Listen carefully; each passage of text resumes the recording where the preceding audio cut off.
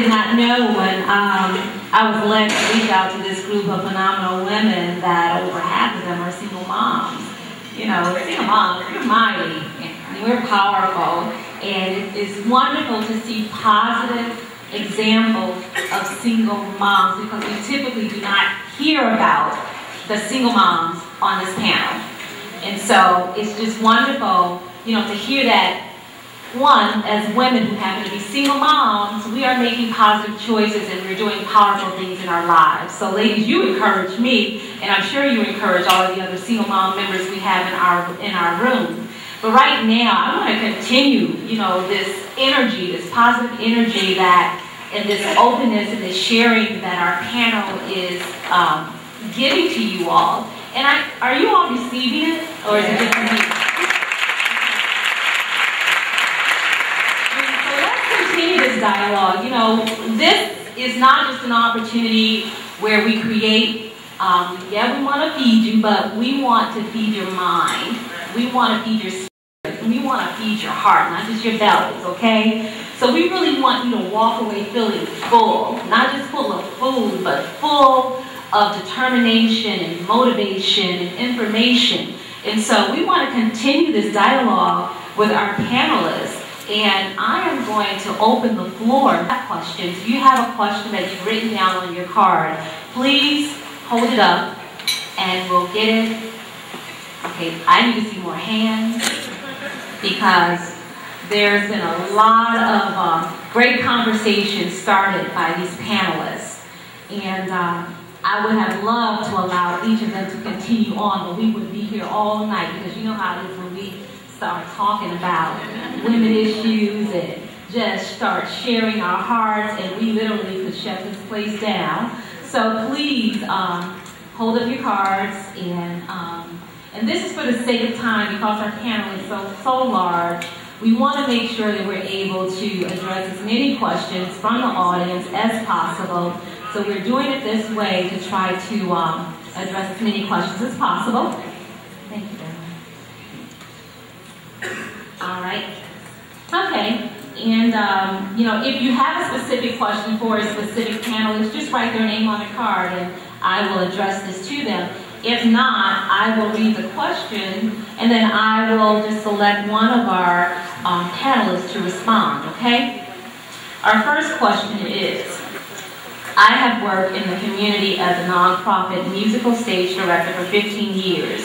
How can I help spread the news of Walden College through the promotion of the play? Did everybody hear me? Did that? Would one of our panelists like to respond? Would you like to read it again? Okay. She says, I have worked in the community as a nonprofit musical stage director for 15 years. How can I help spread the news of Walden College through the promotion of the play? So I'm assuming she's either a student at Walden. Walden, y'all must be doing some great things over there if you got the students promoting you. Or she's graduated from Walden. So she wants to know how can she, I guess, use the forum of, through the plays, you know, and promote. Now, we have any marketers on the panel? Anybody want to take a stab? Karna? What? Oh, sorry, Rubina. Pardon me? That's Rubina. Okay, whatever. Yeah, just a couple things come to mind. I'm for some reason looking over here like the person's over here, but I'm not even sure who the person is. But just a couple things. Maybe having the productions focused on education, towards education, and then the conversations in the dialogue. Walden University comes up several times, getting it acknowledged, getting it immersed, or maybe even having Walden sponsor your production. Recording, it shouldn't have done that. Somehow getting the name in there, so that's what comes to mind for me. Sure, go ahead. If I can just build on that, I don't know what you got your degree in from Walden University, what field you're in, but I do know that in order to get a graduate degree, it's based on research, and that since Walden's mission is about social change, I'm guessing that you have some pretty compelling findings from whatever your dissertation or doctoral study research is. And there has to be a way that you can bring the findings from those research, translate that into a play, and that you can, maybe it doesn't necessarily have to be about Walden per se. Maybe it can be about the great topic or the social change that you want to affect as a graduate of Walden. And you can put your message out there through theater, dance, music, and focus on what the social change agent is, or what you can be as a social change agent. And Walden will just tag along. It's really about you and what you have to offer and develop, but it's wonderful that you feel so positively about Walden at the same time. I think those are all great ideas, and I would also build on them to say, I'm a firm believer in social marketing. I'm a firm believer in the power of who you know and who those people know. So in addition to all of these great things, I think really leverage the power of things like Facebook, LinkedIn, Twitter, etc. So that when you're promoting those plays and you're promoting these great stories, that you're also using that to talk about Walden and to leverage the people and the alumni and the current students of Walden to also help you spread that word. And the combination of those two things can be quite powerful. Thank you, thank you.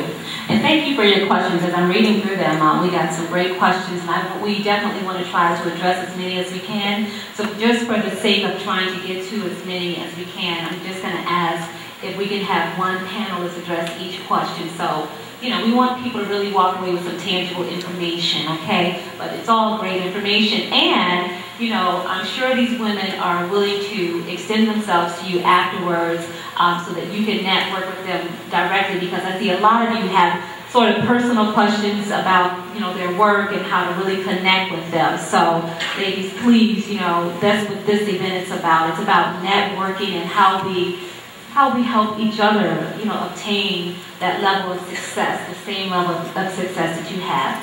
So the next question is specifically for Maria. What would you tell a mom who says she just does not see how she will be able to go to school, work full-time, and still care for her children? That was actually one of the questions I was going to pose to the panel.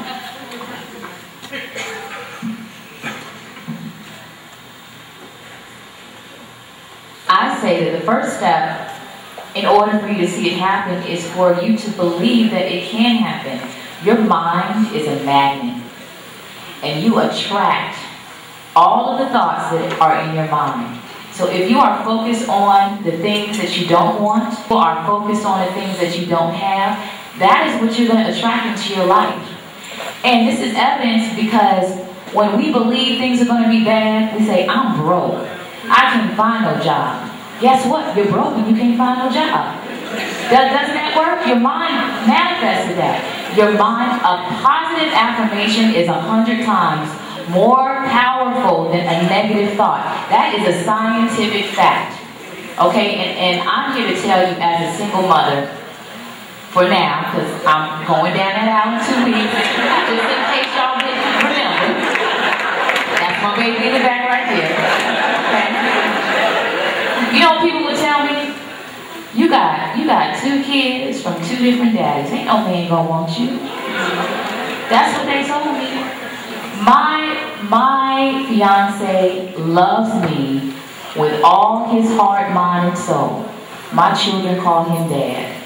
I manifested that with my mind. I focused on what I wanted. You know how I got to Atlanta? I started radio in Tallahassee, Florida. The way that you get on radio in big markets, you gotta know somebody, or you know what I'm saying? It's real, it can be real nasty. Let me tell you what I did. I went to a radio conference when everybody else was sleeping on all of these powerful radio executives that were gonna be there.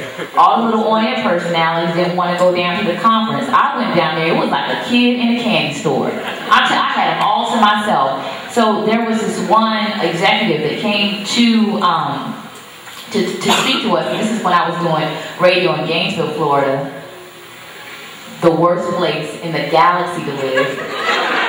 I'm sorry if you're in Gainesville, Florida. I'm sorry, I'm a little bitter about that. It's not because I went to Florida State and I don't like the Gators, but so I was doing radio there and I was miserable and I would park in front of the studio and cry before I went into work. But I believe, I'm like, God, I'm not here to suffer. I